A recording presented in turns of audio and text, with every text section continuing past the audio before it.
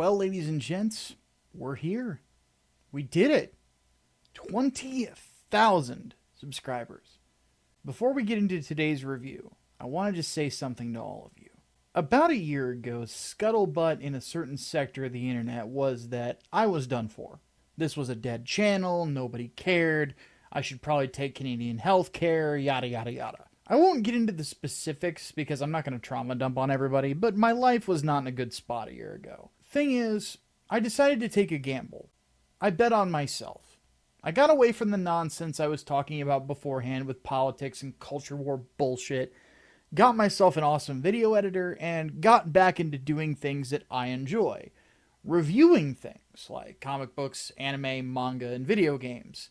In doing so, we've taken a channel that was barely past 17,000 subscribers and hadn't moved at all in years. And now we're over 20,000 and still going. I find myself thanking God quite often for giving me the drive to keep going, and also the sense to see what I was doing wrong. Beyond that, though, I couldn't do it without you guys either. So, I have to say a big thank you for all of you supporting this channel. Every single subscriber. And then, of course, for those of you OGs who have stuck by me for so long. And, of course, big thanks to Shirt Dude for being my editor through all of this and leading our little army of act guys. In fact, in celebration, I have decided to get some cake. See? Cake? This is going to be tasty. But that's not the only cake we're going to be talking about today. Yep, today we're talking about a manga that's about the most notable female villain in all of Gundam. At least I think so. Zeon's villainous vixen, and often called Evil Minky Momo. Yep, it's Haman Karn. Now, some of you might be wondering what my thoughts are on Haman Karn as a character. Well, I've prepared a video presentation on exactly how I feel. Haman-sama! Banzai!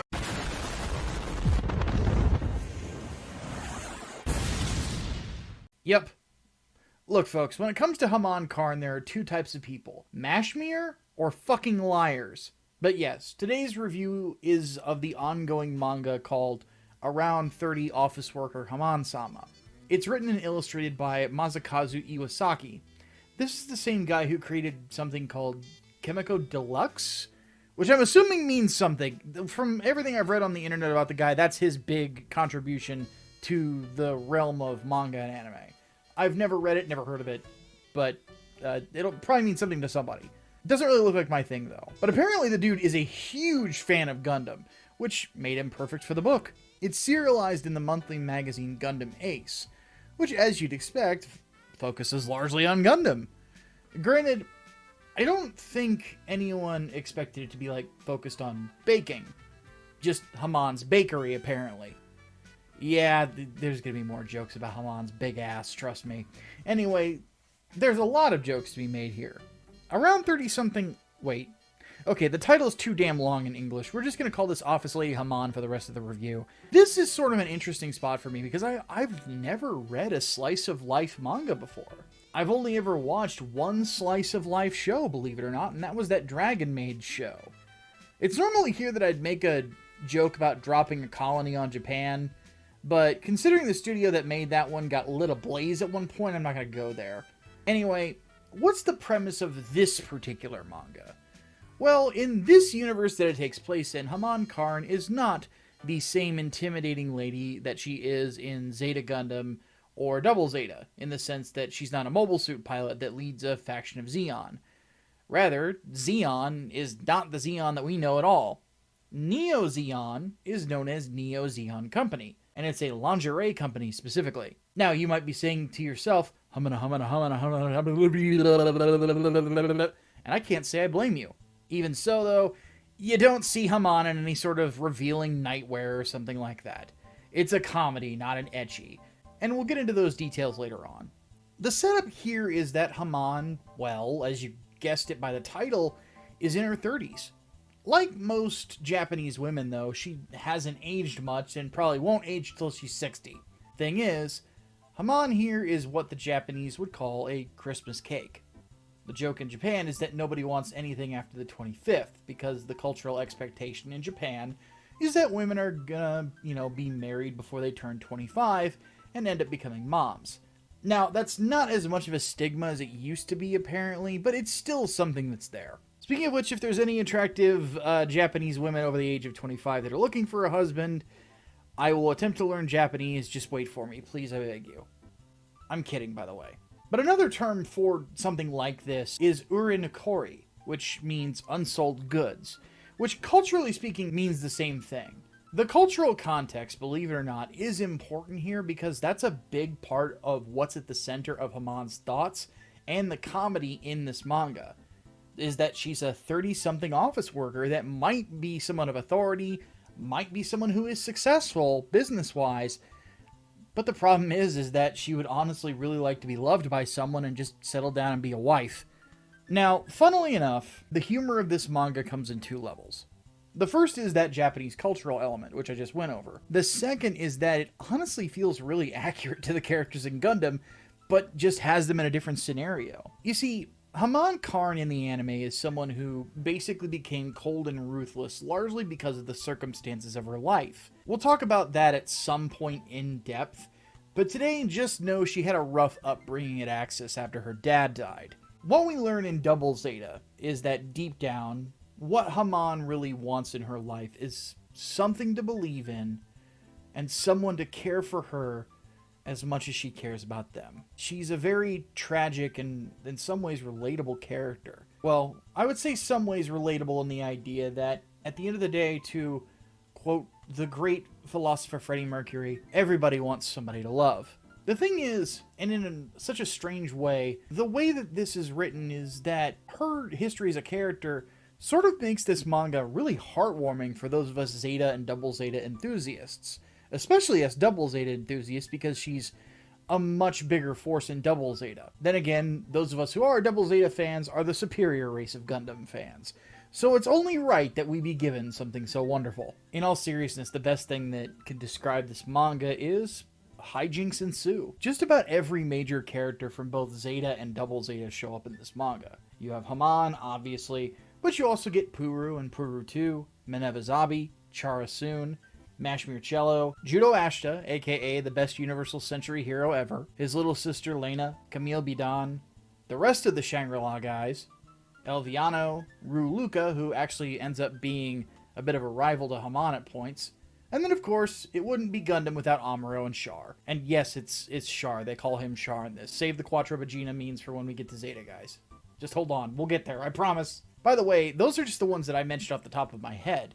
There's even more than that. There's also references to the mobile suits as well, but in funny ways. For example, Haman's fearsome mobile suit, the Cubile, this bit-loving monster, well, in the universe of 30-something Haman-sama, it's a plushie based on a character called Mochi Cube. Other mobile suits get referenced too, by them being lingerie outfits. When it comes to the Mochi Cube, though, I'm honestly surprised there isn't a real-world plushie for this thing yet. I'd figure you could put this sucker on P Bandai and it would sell like hotcakes. Maybe that's just me, though. Beyond any references, the gags of Haman's daily life are honestly fucking hilarious. Especially considering a lot of them take that fearsome persona that you're used to seeing of Haman and Gundam and turning it on its head in fun ways. One minute, Haman's being misintimidating and trying to be a lady of iron, and then the next minute she's doing something like being driven to tears by a love story, or getting freaked the hell out by a cockroach sneaking into her apartment, which afterwards she goes to see the delivery driver come to her door and she is exhausted and frightened out of her fucking mind. These aren't really things that we're used to seeing from Haman Karn, by the way, which of course is why it's so funny. Then there's moments where she realizes that she intimidates the hell out of her employees because when she smiles, she looks like she's gonna murder you, which, by the way, is something straight out of Double Zeta. But the fun thing is that she starts practicing her smile and ends up looking really cute. See that?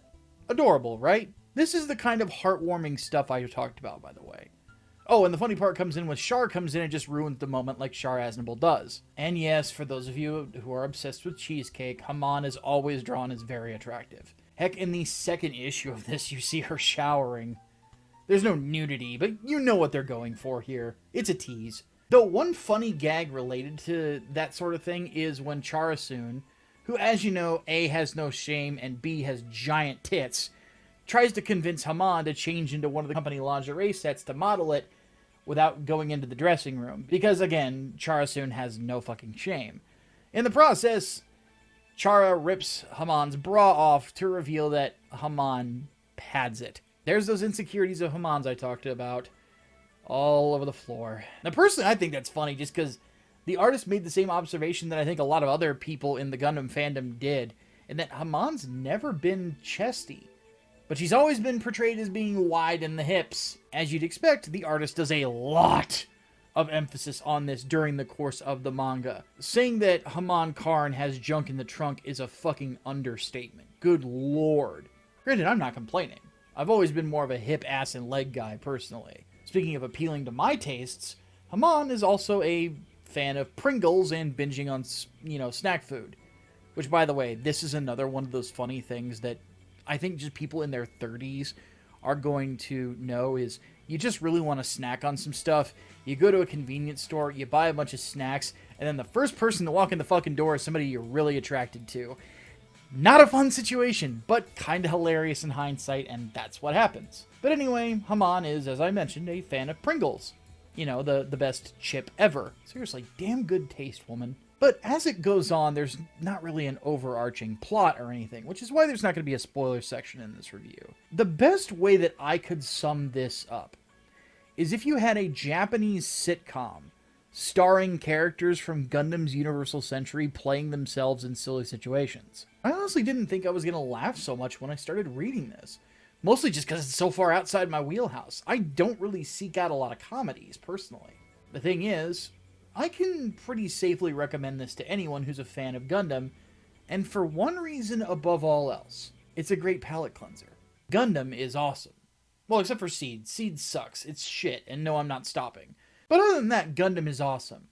The thing is, Gundam is also a tragic story with a lot of tragic characters. Like I mentioned before, Haman's one of them. So getting to see her have a normal yet goofy life alongside all these other great characters, which are written in such entertaining ways, is just very enjoyable to read.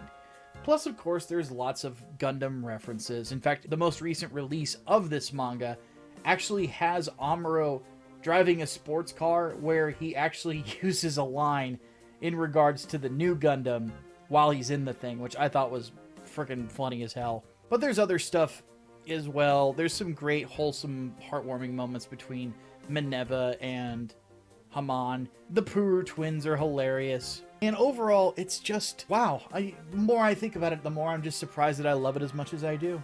But as I was saying, Gundam is a tragic story with a lot of tragic characters. Haman is one of the most tragic, in my opinion. So getting this character and the people around her, seeing to get them have a normal yet goofy life, is just very enjoyable to read. It just hits the right spot. It's a great way to make yourself honestly feel a lot better after you've read or watched something really depressing. So, I admittedly don't think that this has changed my mind about whether or not I'm ever going to like Japanese slice of life stuff, but this is something I could really get into. So, I have to say, for those of you who are wondering, does Micah recommend Office Lady Haman-sama? The answer is yes, very much so. In fact, of the manga that I've read, and I've read more now than I have like years ago, this is one of my favorites. In fact, this has now reached what I would say is the second spot of things in Gundam that need to be animated, in my opinion. I would love to see an anime of this. Crossbone first, though, goddammit. How the fuck a bunch of other stuff is getting priority over Crossbone is beyond me. Just, what the fuck is wrong with you people? Animate Crossbone, then animate this. Seriously. Anyway, definitely recommend this to any Gundam lovers out there. So, to close this out, I gotta say thank you to everyone who helped me reach 20k subs. The next goal is simple. Let's hit 50k. We'll do something special when we get there. Until then, God bless all of you.